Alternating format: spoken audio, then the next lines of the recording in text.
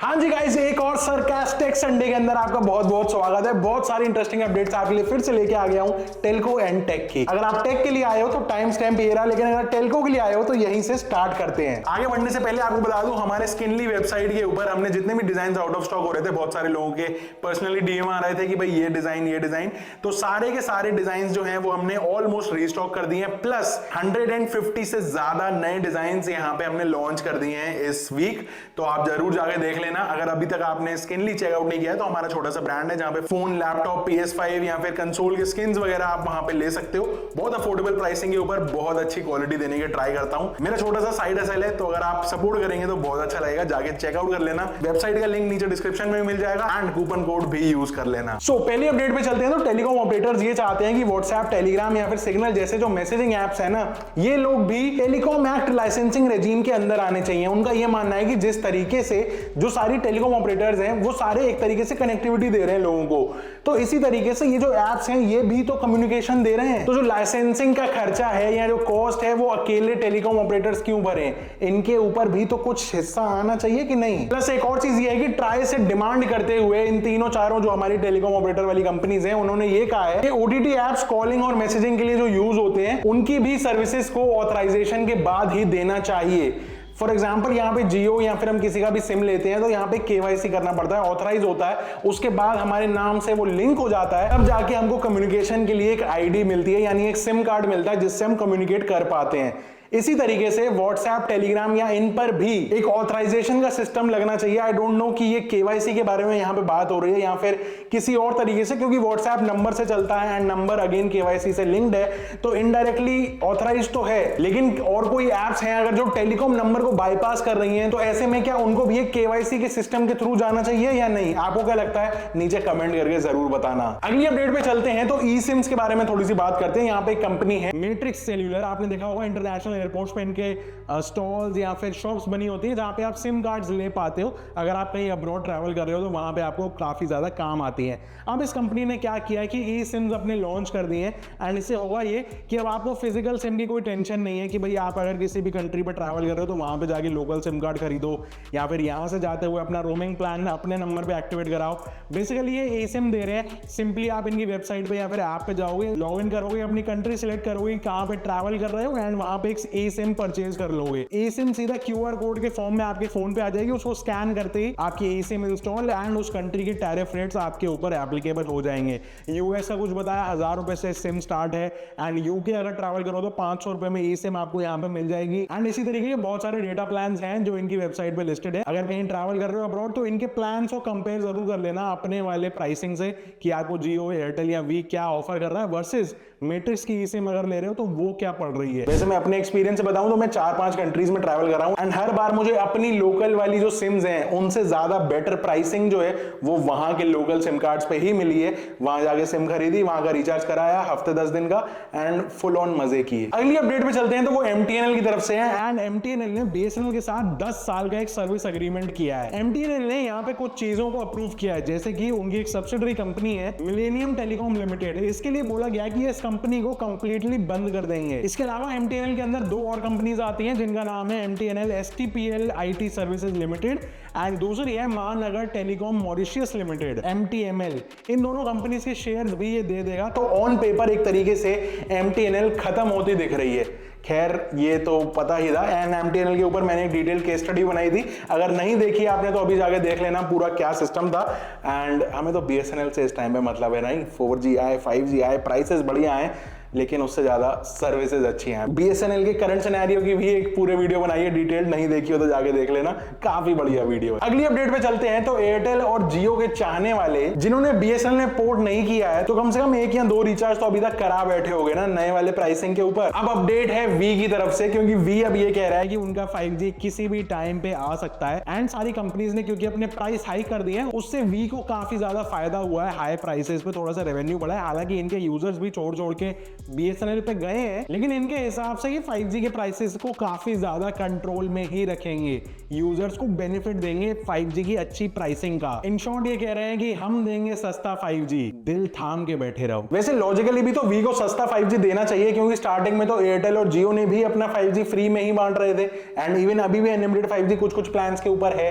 तो वी को यहाँ पे अपने यूजर्स को, लॉयल यूजर्स को सस्ता 5G देना ही पड़ेगा, ऐसा मुझे लगता है। आपको क्या लगता है वो आप नीचे कमेंट में बताओगे। अगली अपडेट आती है ट्राई की तरफ से, एंड ट्राई ने टेलीकॉम ऑपरेटर्स को ये बोला है कि जिन सारे लोगों या फिर जिन सारी कंपनीज के कुछ नंबर जैसे हैं जो अनरजिस्टर्ड टेलीमार्केटर्स की कैटेगरी के अंदर आ रहे हैं, लोग बार बार उनको स्पैम रिपोर्ट कर रहे हैं, उनकी टेलीकॉम सर्विसेज सारी डिस्कनेक्ट कर दी जाए। इनफैक्ट उनको ब्लैकलिस्ट कर दिया जाए 2 साल के लिए।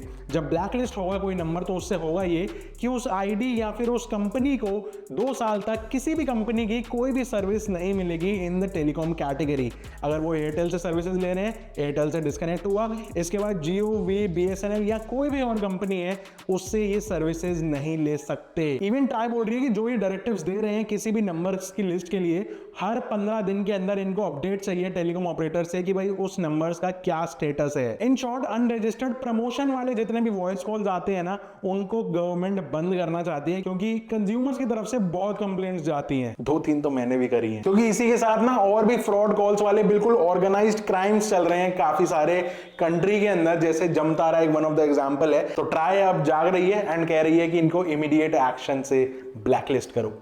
Good job. अब चलते हैं टेक की अपडेट्स पे। तो पहली जो अपडेट आती है वो आती है IWF की तरफ से। IWF का मतलब है इंटरनेट वॉच फाउंडेशन, जो कि एक ऐसी ऑर्गेनाइजेशन है जो चाइल्ड अब्यूज को मॉनिटर करती है इंटरनेट के ऊपर। बेसिकली ये कोई चाइल्ड अब्यूज का कोई भी कंटेंट कहीं पे पोस्टेड है तो उसको वहां से हटवा देती है या हटा देती है। तो इस ऑर्गेनाइजेशन ने अभी व्हाट्सएप के लिए बोला है कि भाई व्हाट्सएप पे इतनी बड़ी कैपेसिटी है, इतनी कैपेबिलिटी है, सब AI इन्होंने लगा रखा है, लेकिन फिर भी ये चाइल्ड सेफ्टी या फिर चाइल्ड अब्यूज के लिए कुछ भी नहीं कर रहे हैं।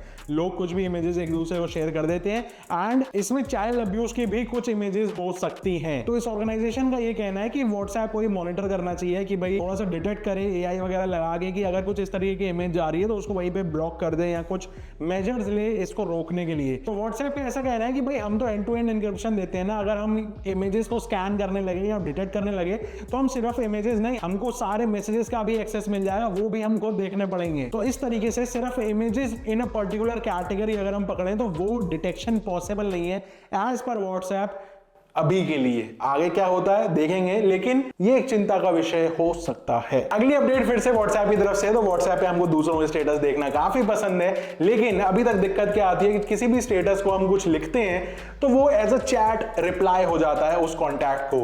लेकिन अब व्हाट्सएप एक नया फीचर अपना टेस्ट कर रहा है कि अब आप दूसरे के जो स्टेटसेस हैं उसको आप डायरेक्टली क्लिक करके लाइक कर पाओगे, just like Instagram story. And exactly Instagram की तरह आप देख पाओगे कि आपकी व्हाट्सएप के स्टेटस के ऊपर कितने लोगों ने आपका स्टेटस देखा एंड कितनों ने लाइक किया। Same but different.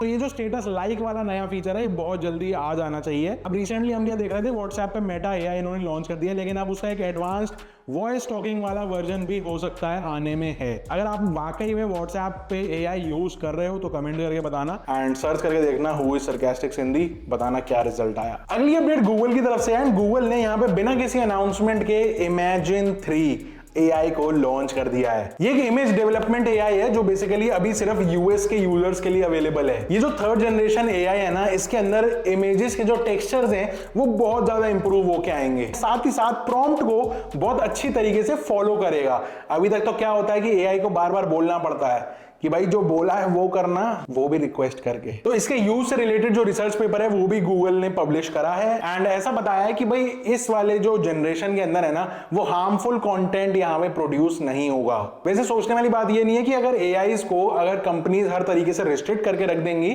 तो क्या उसका पूरा पोटेंशियल कहीं ना कहीं रुक नहीं जाएगा, एंड अगर नहीं रोकेंगे तो क्या क्या उसके साइड इफेक्ट होने लगेंगे।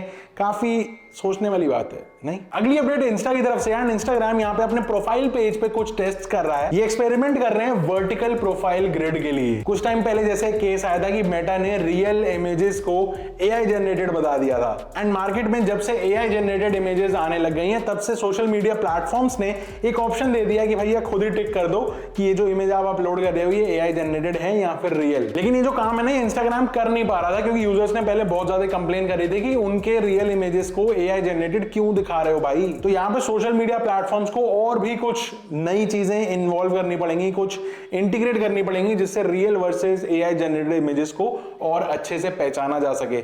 अब मुझे लगता है इसके लिए एक नया एआई बनेगा। एंड आज की जो फाइनल अपडेट है वो आती है एक्स की तरफ से। एलोन मस्क के एक्स के ऊपर ग्रोक 2 जो है एआई, वो भी यहाँ पे इमेजेस की जनरेशन करता है, एआई इमेजेस की, वो भी तब जब प्रीमियम सब्सक्रिप्शन लिया हो। तो यूजर्स यहाँ पे ग्रोक 2 से बनाई हुई इमेजेस के अंदर ये प्रॉब्लम बता रहे हैं कि वो रियल लाइफ कैरेक्टर से मिलती जुलती हैं, जो कि एक्चुअली में कॉपीराइट्स का वायलेशन है। तो इस तरीके से जितनी भी एआई जनरेटेड इमेजेस होंगी जो रियल लाइफ यूजर से मिलती जुलती होंगी वो सब दिक्कत दे सकती हैं एलोन मस्क को, क्योंकि एआई के नाम पे किसी की रियल फोटो को हल्का सा कार्टूनाइज करके अगर आप एआई बोल दोगे तो फिर वो दिक्कत तो देगा। यहाँ पे एक्चुअली में देखो तो इंस्टाग्राम से बिल्कुल ऑपोजिट काम हो रहा है, क्योंकि वहां पे पता नहीं लग पा रहा कि कौन सी रियल है कौन सी एआई है, एंड यहाँ पे सीधा सीधा लोग बता रहे हैं कि ये तो रियल वाली है भाई। तो ये कुछ थे आज के सारे टेक अपडेट्स। आई होप आपको पसंद आए हो। अगर आए हो तो लाइक करना वीडियो को, एंड फिर से एक बार याद दिला दूं स्किनली पे नया कलेक्शन जरूर जाके देख लेना। बहुत सारे फ्रेश डिजाइन अपलोड हो गए हैं। पुराने डिजाइन जो आउट ऑफ स्टॉक हो गए थे वो रीस्टॉक कर दिए हमने। कोड यूज करना मत भूलना, आप ही का फायदा है। मैं आपसे अगली वीडियो में मिलता हूं, तब तक के लिए stay safe, stay sarcastic and good bye.